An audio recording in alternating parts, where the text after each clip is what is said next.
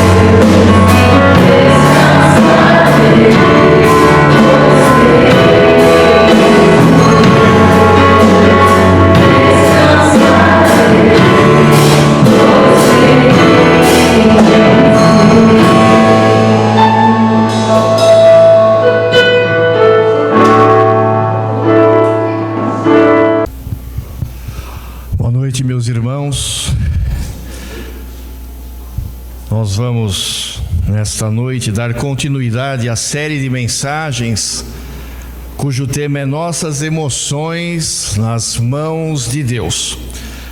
Já foram estudados pelo nosso querido pastor Kleber a questão do medo e a questão da tristeza. E hoje nós vamos estudar a questão da raiva.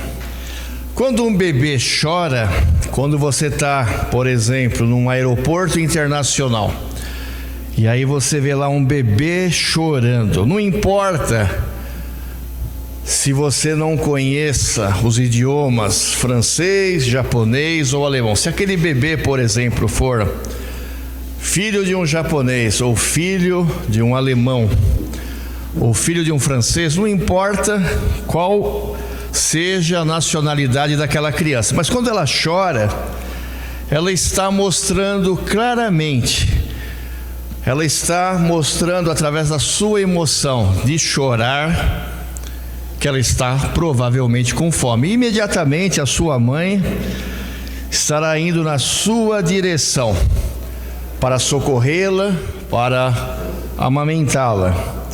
As nossas emoções, meus queridos irmãos, elas são instintivas, são automáticas e elas garantem a nossa sobrevivência desde que nós nascemos. Temos, portanto, uma mente, um cérebro bastante complexo que reage às ações externas. Nossas reações, elas são expressas pelas nossas emoções. Se você me ver chorando, você entenderá que eu estou triste. Semana passada, o pastor Kleber, na pregação, ele falou sobre a tristeza e ele falou que Jesus chorou. Então as pessoas, há 2000 anos atrás, que estavam próximas de Jesus, elas perceberam aquela emoção de tristeza do nosso Salvador através da expressão do seu choro. Mas, meus irmãos, existem algumas reações que elas são interiores. Eu posso estar aqui, por exemplo, sorrindo para vocês, mas eu posso estar muito triste interiormente. Essa minha tristeza interior que ninguém vê são os nossos sentimentos internos. Então, às vezes você tem uma emoção que você transparece, que é visível, que todo mundo está vendo, mas no fundo você pode estar internamente com um sentimento bem diferente da sua emoção visível para todo mundo. Às vezes a gente pode estar até conversando com uma pessoa de forma amigável, mas no nosso interior a gente nem gostar daquela pessoa, ou até mesmo você poder até nutrir um sentimento de ódio pela pessoa, porque ela não sabe o que está dentro do seu coração. Então o nosso coração, ele é bastante complicado. Muitas pessoas, meus queridos, eles vivem suas emoções de forma complicada. Existem pessoas, e talvez você já conviveu com algumas delas, que elas vivem no modo que eu chamo modo da agressividade. Já conviveu com alguém assim? Alguém que está sempre de mal com a vida, sempre descarregando, uma palavra negativa, sempre de mau humor, nunca está feliz. Pensa aí na sua mente, se você conviveu ou conhece alguém assim. Pessoas que estão sempre criticando, nunca estão felizes com nada. Isso demonstra uma forma discreta dessas pessoas expressarem o seu não contentamento com a sua própria vida. É uma forma disfarçada de raiva interior, onde elas expressam esse sentimento ruim que está dentro do seu coração. Outras pessoas, meus queridos, elas vivem as emoções à flor da pele, especialmente a raiva e a ira, e podem nutrir interiormente o ódio, que é muito pior do que a raiva e a ira. E muitas vezes esse ódio, ele se torna mortal e a gente não sabe o que está se passando no interior daquela pessoa. Quem aqui assistiu o filme Um Dia de Fúria? Esse filme, ele mostra lá como que as nossas emoções, não bem resolvidas, elas podem, em determinado momento, virarem um tsunami, uma catástrofe emocional. Você de repente pode explodir. Quem aqui nunca tentou ou nunca pensou, em jogar a toalha, ou jogar tudo para o alto?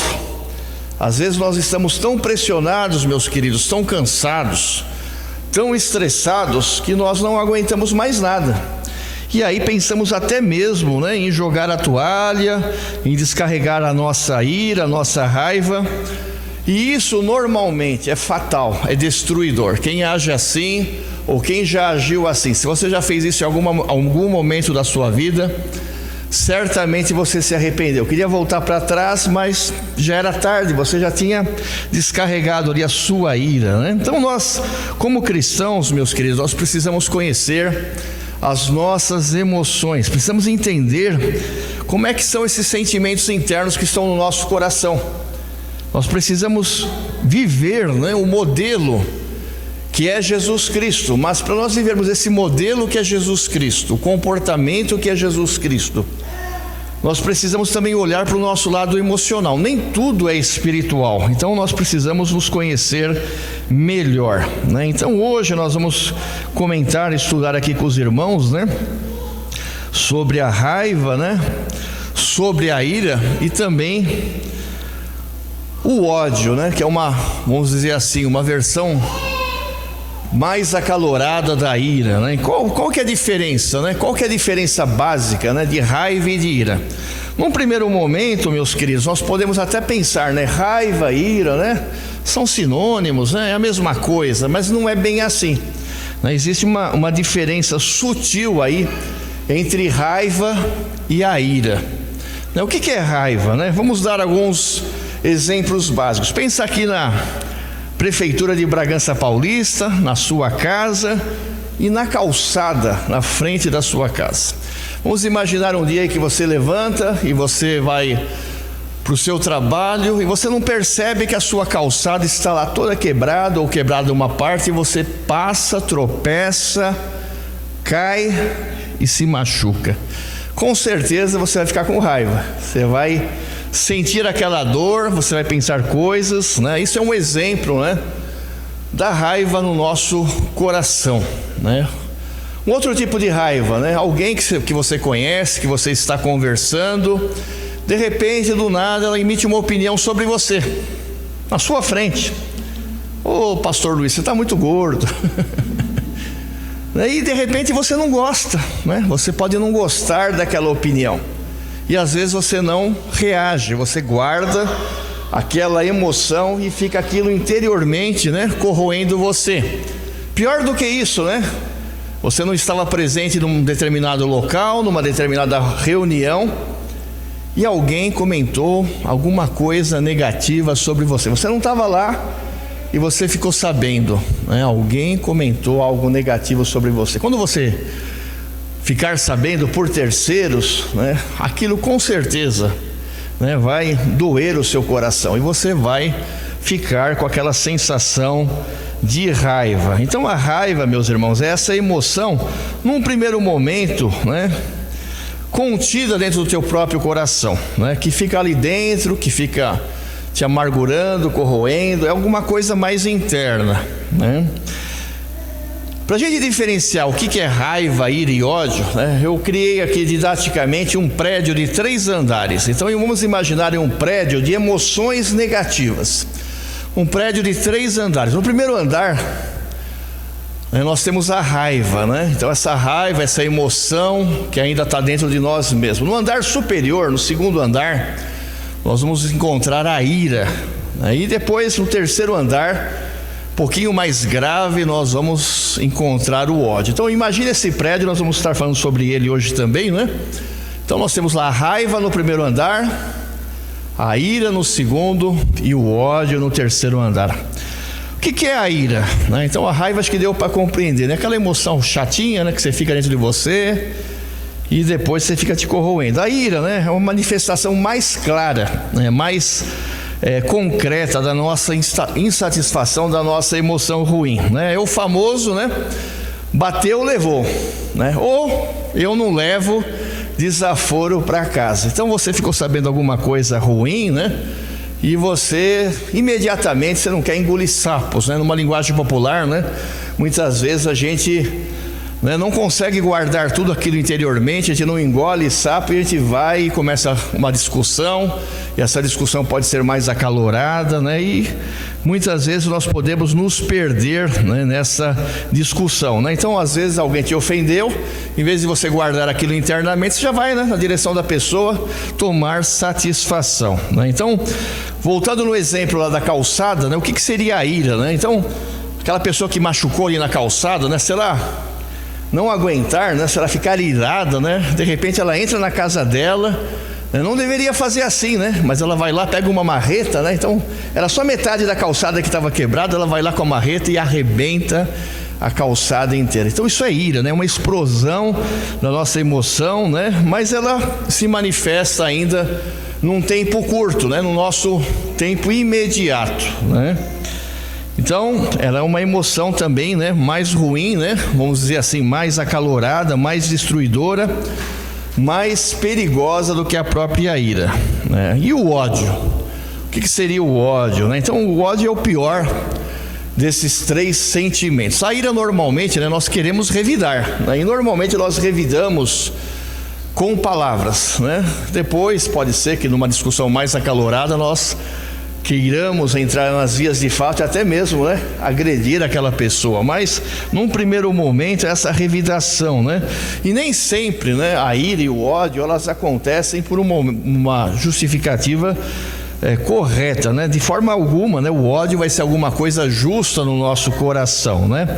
Só que a diferença do ódio para a ira, meus irmãos, o ódio ele não tem vida curta, né? Então alguém te magoou, machucou, você disse que perdoa a pessoa, mas você fica corroendo, passa um dia, passa uma semana, passa um mês, passa um ano, e aquilo está lá internamente, você sente ódio daquela pessoa, você não perdoou, aquilo vai te corroendo, vai te envenenando, e você é capaz até mesmo, né, de esboçar pensamentos negativos muito mais destruidores do que a ira, né? O ódio ele realmente vai para um lado que você perde a noção da realidade, dos seus limites, né? E a pessoa ela acaba muitas vezes vivendo a sua vida em função, né, desse ódio que acaba sendo mortal em relação a muitas pessoas. Então, no nosso exemplo aqui, né, nós temos a raiva, primeiro andar, a ira, segundo, e esse ódio mortal, né, no terceiro andar, né? Eu escrevi aqui, né, que o ódio, né, ele é o veneno que você toma,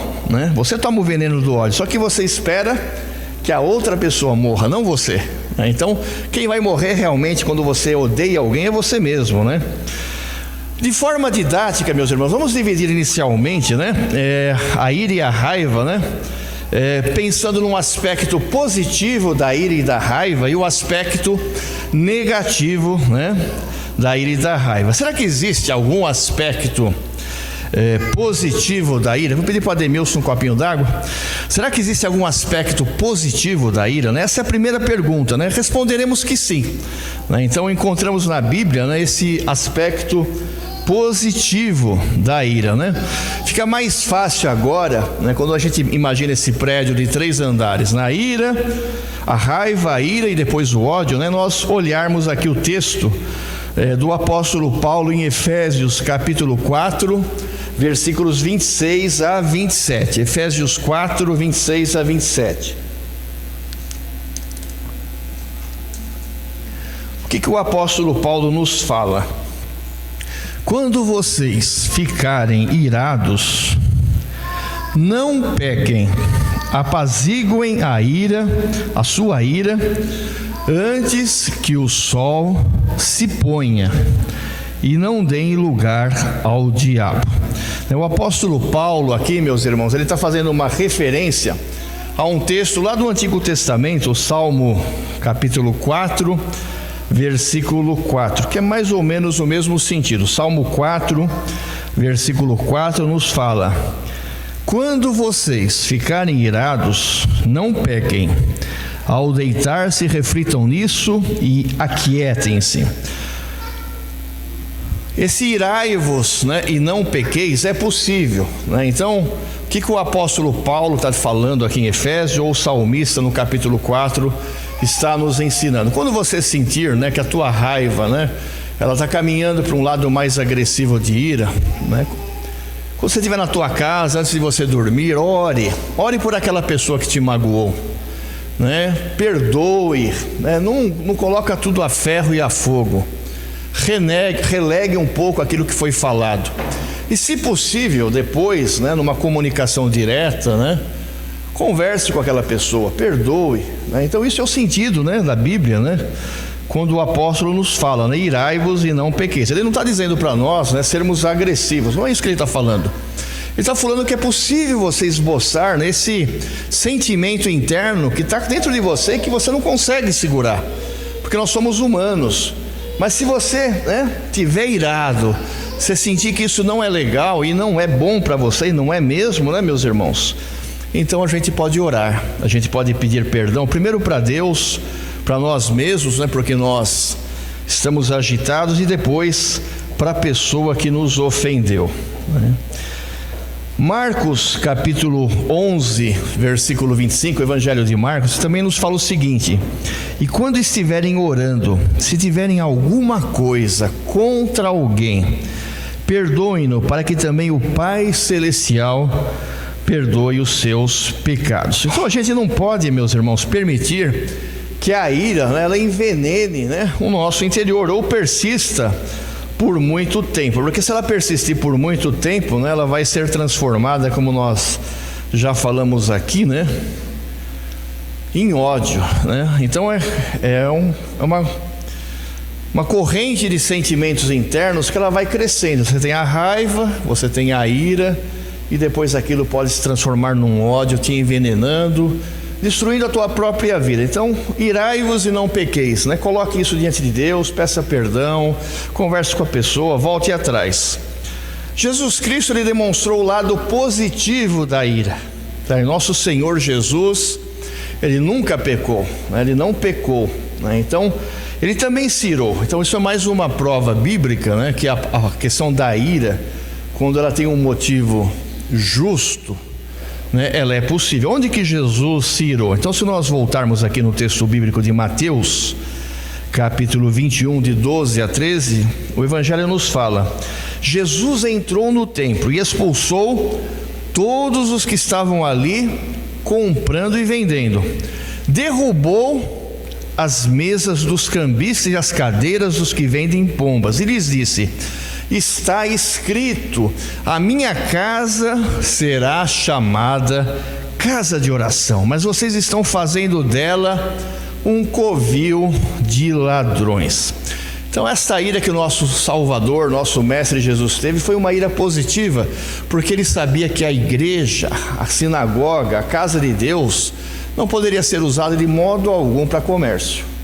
Então ele foi lá, ele colocou aquele sentimento, ele expulsou os cambistas, e ele não pecou, porque ele estava baseado naquela ação em uma verdade bíblica: a minha casa será chamada casa de oração.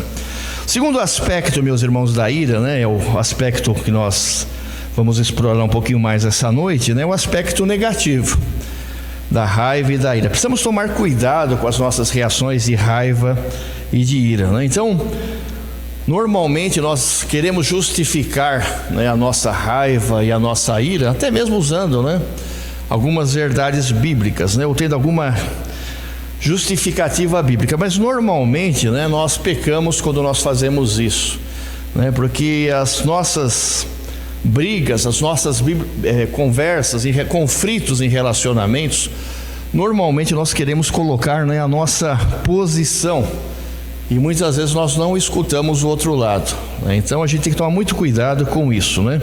Uma outra coisa que acontece muito conosco, né, para a gente justificar a nossa raiva, a nossa ira, é a gente pensar no nosso comportamento psicológico, né?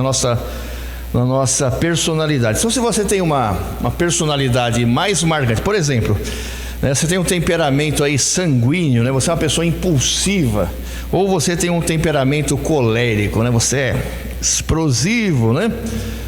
Nenhuma dessas duas características psicológicas, né, elas não vão te dar autorização bíblica para você descarregar sua raiva sobre alguém. Então a gente não pode usar esse comportamento nosso, que é intrínseco a nós, né, a nossa característica psicológica, para justificar a nossa reação, porque nós vamos pecar, né? Então, se você tem uma personalidade mais marcante, né, tome cuidado, procure, né, se compreender em que momento você perde o controle sobre o seu lado emocional.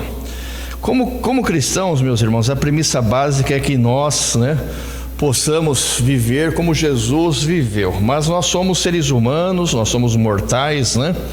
Então a gente conhecer um pouquinho da nossa característica psicológica, de como nós reagimos, vai nos ajudar. Você pode ter comunhão diária com Deus, você pode ler a Bíblia, mas quando alguém pisar no teu calo, né, você deveria ser controlado pelo Espírito Santo de Deus, mas nem sempre acontece isso. Então a gente tem que se conhecer um pouquinho, né? Então, explosões, meus queridos, explosões emocionais, gritarias, né? Violência verbal, né, não devem fazer parte da nossa vida cristã e nem da nossa indignação. Nós temos que tomar cuidado, né, com esse descontrole emocional, porque você põe tudo a perder, né? Se você tem uma forma, um comportamento cristão, em um determinado momento, um segundo, um minuto, você explode, você perde o controle sobre você mesmo, você jogou para trás, né, tudo aquilo que as pessoas achavam de bom em você.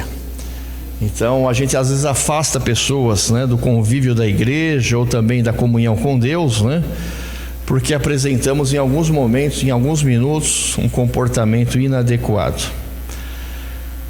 A grande diferença então entre a ira que Jesus, né, justificou ali com os cambistas e a ira que nós podemos usar, né, que assim, essa ira justa, a ira de Jesus, né, é sempre por um motivo coletivo, é sempre por uma verdade bíblica, né? A nossa ira, né, é uma ira pessoal, né? Então nem sempre ela é justa, né?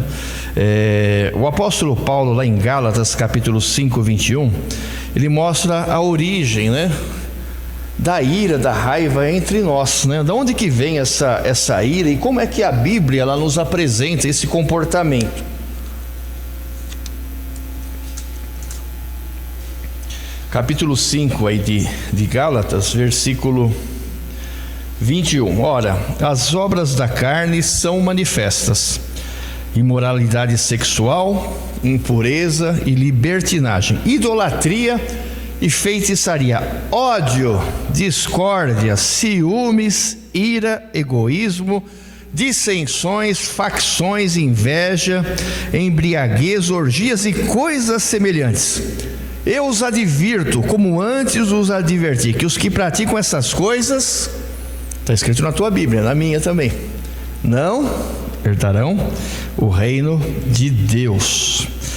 Interessante, meus irmãos, que o apóstolo Paulo aqui, ele coloca a ira, o ódio aqui, né, essas brigas, né, facções, dissensões, né, no mesmo nível de igualdade da idolatria, da feitiçaria, né, do pecado sexual.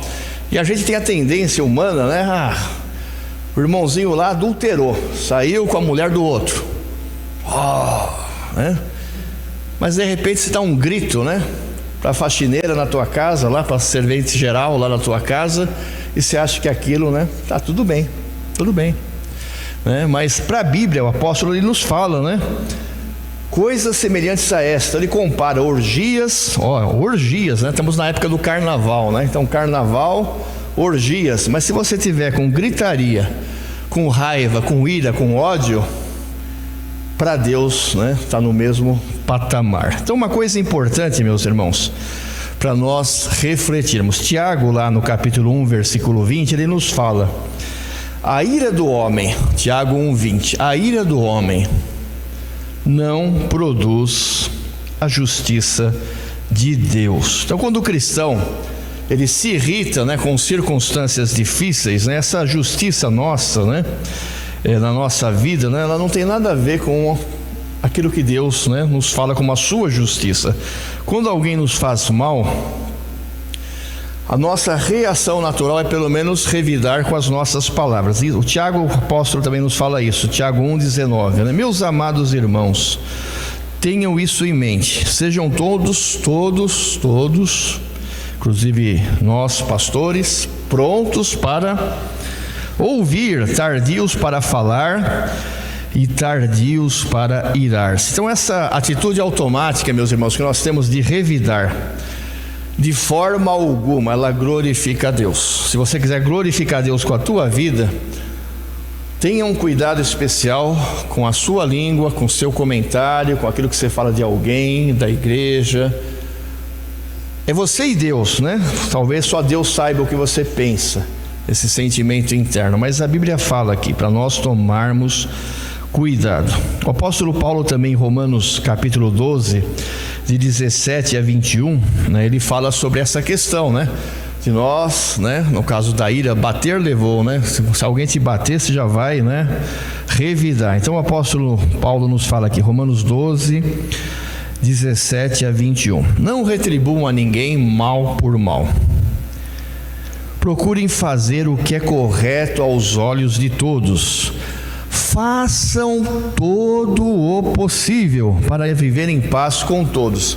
Percebem, meus irmãos, é uma atitude que depende da gente, né? Faça todo o possível para você viver em paz com todo mundo.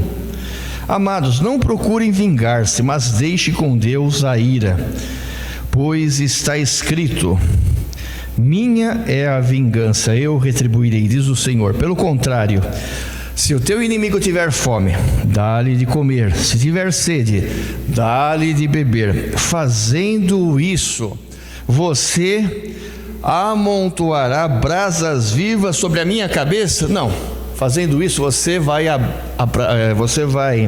amontoar brasas vivas sobre a cabeça do seu inimigo, daquela pessoa que te ofendeu. Não se deixe vencer do mal, mas vença o mal com o bem. O que significa, meus irmãos? Amontoar brasas vivas sobre a cabeça daquela pessoa que te ofendeu, do nosso inimigo. Será que eu pegar lá o carvão lá da minha churrasqueira lá, do churrasco de domingo, pegar aquelas brasas vivas, né?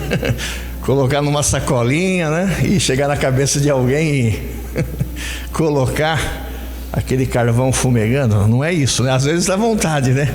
Nós somos carnais, né? Então às vezes dá vontade da gente agir dessa forma com as pessoas que não foram muito agradáveis com a gente. Mas vamos voltar aqui no texto, né? Capítulo 12, 18, né? O apóstolo ele nos fala que a aspiração do cristão deve ser essa vida de paz, né? Nós devemos buscar a paz. E a paz, meus irmãos, não depende unicamente de nós, né? Você pode querer andar em paz com todo mundo, mas alguém, né, pode não querer isso de você. É por isso que o apóstolo Paulo ele limita esse assunto dizendo assim para a gente: se for possível, né, o que depender de você, se depender de mim, depender de você, você tem que pensar: eu tenho que ter paz com todo mundo. Outro que pode não querer ter paz com você, mas você, como cristão, deverá sempre exercer a paz. Versículo 19, o apóstolo ele nos fala, Romanos 12, os cristãos não devem procurar a vingança. Não procure a vingança, deixe sempre na mão de Deus, né? E o versículo 20 a 21, aí está a questão aí da brasa viva, né? Nós libertos dessa necessidade de vingança, né, meus irmãos, nós devemos exercer misericórdia com aquela pessoa que nos ofendeu, com aquela pessoa que às vezes até deseja mal para você. Então, colocar brasas vivas na cabeça da pessoa que nos magoou, que nos ofendeu, que falou mal da gente, né? Sabe o que significa? Biblicamente, né? Você impactar ela, né? Então, ela prejudicou aqui o Luiz, mas o Luiz que está aqui vai chegar lá, né? E ela nem espera, né? Ela pensa que eu vou dar um direto, né? no rosto dela, mas eu vou chegar lá e vou oferecer a minha bondade, eu vou oferecer a minha misericórdia, eu vou oferecer, né, perdão, e ela vai ficar assim: poxa, mas não estou entendendo nada. É como se ela realmente, né, queimasse a cabeça com uma brasa viva que ela nem espera acontecer, né? Então, essa brasa viva na cabeça do seu inimigo é justamente isso, né? Você mostrar, né, de tal forma a misericórdia que aquela pessoa ela vai se sentir envergonhada. Ela vai se sentir envergonhada e ela vai se arrepender do que ela fez com você. E mais do que isso, porque esse é o significado que Deus deseja da gente. É possível até que o seu inimigo, através dessa atitude sua de não revidar, mas de você exercer misericórdia, ele querer ser seu amigo. Esse é o fenomenal poder, né, de Deus a que nós cristãos estamos conectados. Vamos pensar um pouquinho aqui de forma racional agora, meus irmãos. Como é que a gente pode, quais são os mecanismos que acionam a raiva, né? Como é que será que a raiva, né, ela acontece internamente? Vamos pensar, né, de forma aí mais psicológica, mais interna, né? Então, o primeiro mecanismo que aciona a raiva, né, é o mecanismo de você pensar e atribuir intenções negativas para outra pessoa, né? Você não sabe por que ela fez aquilo, mas você já vai atribuir uma intenção negativa para ela. Eu vou dar um exemplo simples, né? Por que isso é pecado, né? A gente atribuir uma intenção negativa para uma pessoa. A gente vai ver aqui que a nossa raiva ela é seletiva. E por isso que a gente tem que perdoar sempre, né? Porque às vezes você tem raiva de uma pessoa, se ela fez alguma coisa para você, e se outra pessoa fizer um pouquinho diferente, a tua raiva é diferente, mas elas são parecidas. Vamos imaginar o seguinte: você está num ônibus coletivo aqui de Bragança, nunca peguei ônibus aqui em Bragança, vamos pensar um ônibus aqui bem lotado, né? E você está indo para o teu trabalho, o ônibus lá cabe 40 pessoas, mas está com 50, apertado lá no ônibus, você está de pé no ônibus, de repente alguém vai te dar um cotovelão, assim, aquele cotovelo bem duro, né? No seu rim aqui, né? E você olha para trás assim, quando você olhou, você viu lá um camarada grandão, né? Tamanho aqui do Fábio, né? Ele passa correndo, né? Aquele solavão, você vai pensar, até xingar, né? Falar, poxa, né? Eu tô aqui quietinho, o cara vem, né? E me dá um cotovelão, né? Então você percebe, você vai despertar a sua ira. Mas ao mesmo tempo, né? Você levou aquele cotovelão e você olha para trás e você vê uma pessoa deficiente que sem querer ela esbarrou em você. Percebe? A dor que você sentiu é a mesma, né? Mas você já vai ter um esboço, né, dessa raiva, dessa ira menor. Você vai considerar, poxa, eu tenho uma pessoa aqui deficiente atrás de mim que infelizmente ela me machucou. Então por isso, meus irmãos, que nós não devemos exercer, né, e atribuir intenções negativas a ninguém. Se alguém fizer alguma coisa contra você, perdoa sempre.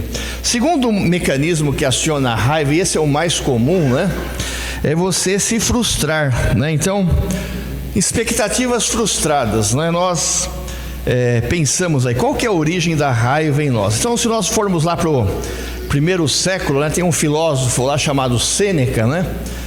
Ele viveu aproximadamente aí 4 anos antes de Cristo até 65 anos depois de Cristo. Quase 70 anos ele viveu. Era um filósofo da ética. Ele foi conselheiro nada mais nada menos do que Nero, né? Então aquele imperador romano terrível. Mas olha que o Sêneca ele falou para nós, né? Segundo Sêneca, né? Segundo o filósofo Sêneca, né? A nossa ira vem das expectativas que nós temos das pessoas que nós nos relacionamos. Então, às vezes você quer que a pessoa que se relaciona com você, seja ela teu esposo, tua esposa, um amigo, uma amiga, uma pessoa de outra família, você quer que ela se relacione com você e ela tenha o mesmo comportamento que você teria. A gente tem uma expectativa, né? Então às vezes a gente fica esperando muito das pessoas, a gente se frustra, a gente às vezes fica até com raiva, né? Porque você às vezes faz alguma coisa para alguém, ou até para a igreja, querendo alguma coisa em troca. E quando aquela coisa que você espera não acontece, você fica frustrado, né? Então, uma forma, meus irmãos, de nós controlarmos um pouco a nossa raiva, a nossa ira, é nós diminuirmos, né? Se possível, né? Reduzirmos a zero as nossas expectativas de recompensa, de reconhecimento, né? Se você fizer alguma coisa aqui na igreja, faça para Deus. Pense que o nosso Senhor Jesus está vendo o que você está fazendo. Não espere nada em troca. Mesma coisa no seu casamento, no seu relacionamento com o seu vizinho, né? Ame de forma incondicional. não querendo nada em troca. Existem também, meus irmãos, aspectos biológicos da raiva, o estresse, né? Então o estresse é algo terrível, né? Então os médicos aí nos aconselham a dormir 8 horas por noite, para nós ficarmos bem descansados e podermos ter um dia normal de trabalho e ainda sobrar 8 horas, né? Então 8 horas de dormir, para dormir, né? 8 horas de trabalho e ainda 8 horas, né? Para você conviver com a sua família. Mas qual que é a origem dessa palavra estresse? Se a gente entender a origem da palavra estresse, de onde ela vem, vai ficar mais fácil nós entendermos porque quando alguém está estressado, fatalmente ele explode. E aí vem a raiva, a ira e até mesmo o ódio. A palavra estresse, ela veio da indústria, né? Então,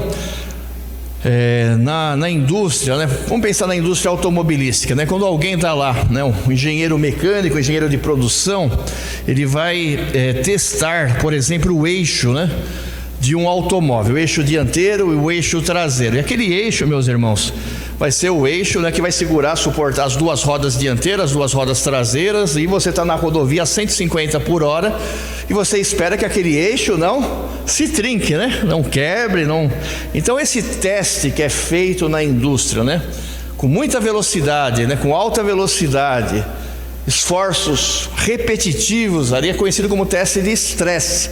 Ou seja, é o limite máximo que aquele eixo, aquele ferro que está ali, né, ele vai suportar aquele esforço sem se romper, sem arrebentar.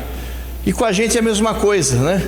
Você às vezes é colocado, né, numa pressão extrema, né, numa situação extrema de pressão e você não está aguentando mais. Então por isso que a gente tem que tomar cuidado com o nosso estresse, porque quando você está estressado, meu irmão, fatalmente você faz besteira.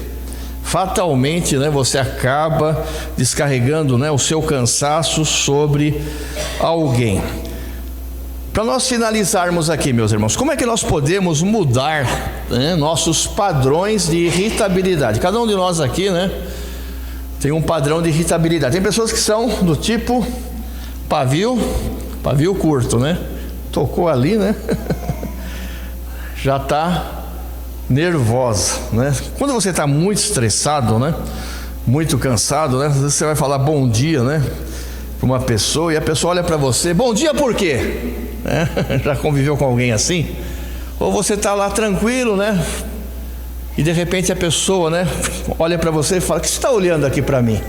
Então às vezes as pessoas que nós convivemos, meus irmãos, elas estão tão estressadas, tão cansadas, né? Que elas, de repente, elas imaginam coisas que não estão acontecendo. E se nós, né, caminharmos, né, no mesmo patamar, no mesmo nível que elas, nós fatalmente brigaremos. 2 aspectos aqui para nós mudarmos o nosso padrão de irritabilidade, né? Primeira coisa, mudar nosso padrão de atribuição, né? O que é atribuição? Seja mais realista, né? Não espere muito das pessoas, né? Então seja mais realista, aceite o erro do seu próximo, saiba perdoar, como Jesus nos ensinou. A segunda coisa, meus irmãos, para mudar o nosso padrão de irritabilidade é nós termos maturidade espiritual, sermos mais flexíveis como Jesus seria, agirmos mais pelo Espírito Santo de Deus agindo em nós, do que por nossas reações carnais de defesa própria. Importante nós termos autocontrole. Eu queria deixar aqui 4 conselhos finais aqui. Vou deixar aqui 4 conselhos. O primeiro conselho, meus irmãos, para nós termos autocontrole, porque uma hora ou outra a gente acaba perdendo as estribeiras. Então o primeiro conselho é você conhecer as suas emoções. Quando eu conheço as minhas emoções, fica mais fácil eu poder interagir. O sábio rei Salomão, ele falou em Provérbios 16:32 o seguinte: melhor é o homem paciente do que o guerreiro, mais vale controlar o seu espírito do que conquistar uma cidade. Às vezes a gente olha para esses provérbios da Bíblia de Salomão, a gente começa a ver isso aqui num nível muito, né, filosófico, às vezes lá muito abstrato, né, distante da gente. Foi o rei Salomão que falou esse conselho, provérbio, né? Mas isso se aplica na vida da gente? Com certeza. Ele está dizendo para a gente aqui, olha, tenha paciência, tenha calma. É mais importante você ter calma na sua vida, você controlar o seu espírito, do que você comprar uma casa, comprar um carro novo, se casar, né? Então, para a gente se casar, primeiro a gente precisa controlar o nosso espírito, porque depois que você casou, né? Misericórdia, começa as DRs, né? E DR você sabe como é difícil, né? Discutir relacionamento é complicado. Então, antes do casamento, né, tem esse espírito emocionalmente equilibrado, né? Biblicamente, como é que eu posso conhecer as minhas emoções? Então é importante, meus irmãos, nós temos esse cuidado, né? Às vezes você toma decisões equivocadas, sem pensar, né, por pressões ou ansiedades da sua vida. Quantas pessoas você já feriu, ou eu já feri com palavras e atitudes, às vezes de forma, né, inconsciente, não de forma proposital. Às vezes a gente acaba, né, sem querer, pelo nosso jeito de ser, ofendendo pessoas, magoando pessoas, e às vezes isso fica difícil de ser restaurado. Então, meus irmãos, emoções são forças poderosíssimas, né? E muitas vezes determinantes de uma vida. O apóstolo Paulo, ele nos ensina qual que é a contraposição dessas obras da carne. Então ele fala aqui, né? Gálatas, capítulo 5, versículo 22 e 23, ele fala do fruto do Espírito, né? Então quando a gente está com Deus, conectado com Deus, né, nós devemos expressar, né, a nossa vida em amor, alegria, paz, paciência, amabilidade, bondade, fidelidade, mansidão e domínio próprio. Contra essas coisas não há lei. Então, meus irmãos, é importante nós desenvolvermos, né, essa conexão com Deus, né?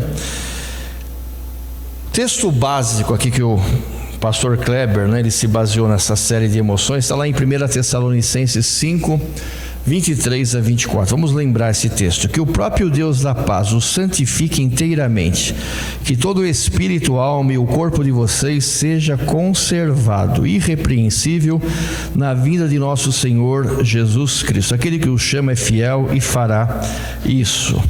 É importante nós entendermos, meus irmãos, que nós não somos só espirituais, né? Nós temos um corpo, sobre esse corpo agem emoções, agem sentimentos internos, e nem tudo, né, é espiritual. Então nós vimos aqui, né, como que a gente pode trabalhar isso espiritualmente, né? Mas às vezes nós temos aí uma característica psicológica, é até mesmo uma doença psicológica. Eu vou dar um exemplo aqui. Por exemplo, você, pode ser bipolar. De repente você age de uma forma num momento, outro momento de outra.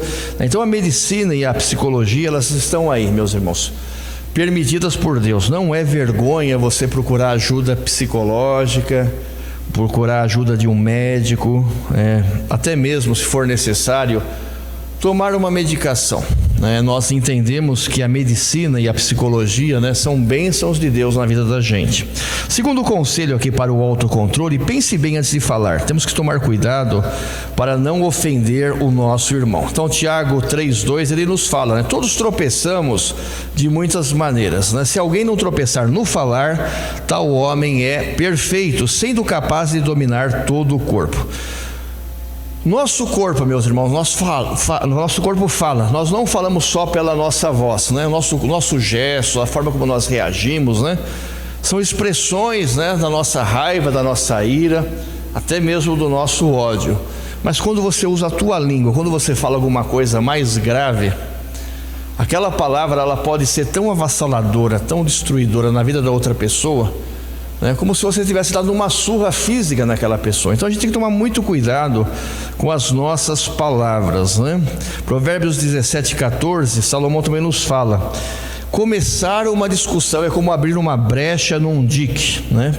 Um dique, né? Imagina lá uma barragem contendo lá milhões de litros de água. De repente alguém vai lá e faz um furo naquela barragem, e aquela água, ela vai ser destruidora. Por isso, resolva a questão antes que surja a contenda. Então é muito importante nós não entrarmos em discussões. Provérbios 19:11 também nos fala: a sabedoria do homem lhe dá paciência, sua glória é ignorar as ofensas. Numa discussão acalorada, meus irmãos, você muitas vezes vai ser ofendido, mas finge que você não escutou alguma ofensa, deixe para depois, porque quanto mais você falar, mais fogo você está colocando naquela discussão. Durante um momento tenso também, né? Fique espiritualmente ligado com Deus. Filipenses 4:7 nos fala isso.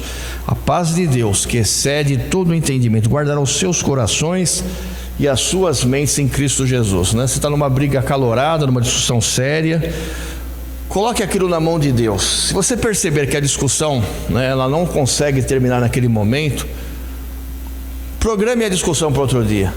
Chega para a pessoa que você está conversando e fala: vamos acalmar, vamos deixar para depois. Às vezes é importante nós deixarmos para depois uma conversa, né, uma discussão, porque a gente resolve de forma melhor. Procure sempre ouvir antes de falar, né? Provérbios 18:13 fala isso, né? Quem responde antes de ouvir comete insensatez e passa vergonha. A gente tem uma tendência, né, quando a gente está discutindo, conversando, né, de querer falar. Outra pessoa está falando, ó, você nem escutou o que ela falou. E aí você está se justificando, falando coisas que você nem sabe o que ela falou. Então isso é loucura, né? Então a gente tem que ficar calmo, né? Calma, né? Provérbios 15:1 fala: resposta calma desvia a fúria, mas a palavra ríspida desperta a ira. Provérbios 12:16, tudo em Provérbios, ó. O insensato revela de imediato o seu aborrecimento, mas o homem prudente ignora o insulto. Então precisamos ignorar o insulto, não retrucar. Romanos 12:17 nós já lemos. Outra coisa importante, né? Quando alguém estiver falando com você, né? Nosso gesto, às vezes você fica isso irrita muito a outra pessoa. Então Provérbios 11:12 fala assim: o homem que não tem juízo, ele ridiculariza o seu próximo. E às vezes nós ridicularizamos, colocamos a outra pessoa que está conversando com a gente em ridículo, quando a gente fica assim, você não está nem aí com a pessoa, né? Mas o que tem entendimento refreia a língua. Ter paciência, né? Também é importante. Provérbios 15:18, o homem irritável provoca dissensão, mas quem é paciente acalma a discussão. Quarto conselho para a gente finalizar aqui, meus irmãos, né? Então, não devolva uma agressão física, emocional, verbal para ninguém, né? Muitas vezes nós nos sentimos injustiçados, mas nós devemos entregar isso para Deus. Também não é legal, né, meus irmãos, eu falar a seguinte frase, né? A gente às vezes fala isso aqui, né? Ó, eu escrevi aqui uma frase que já me veio na cabeça do pastor aqui, né? Eu não quero vingança, eu só quero justiça. Olha como é diabólico, né? Eu não quero vingança, eu só quero justiça. E quando você fala isso, você está desejando a morte para outra pessoa, né? Misericórdia, meus irmãos. Mas esse é o nosso coração, né? O coração que o profeta Jeremias nos fala.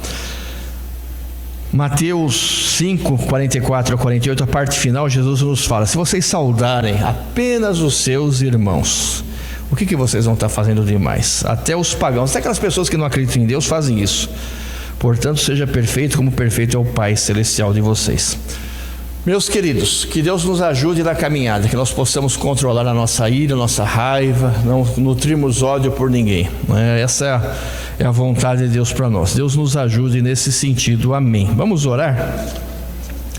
Pai, nós te agradecemos nessa noite pela tua palavra, que o Senhor possa, Pai, perdoar os nossos pecados, as nossas intenções e sentimentos negativos em relação às pessoas que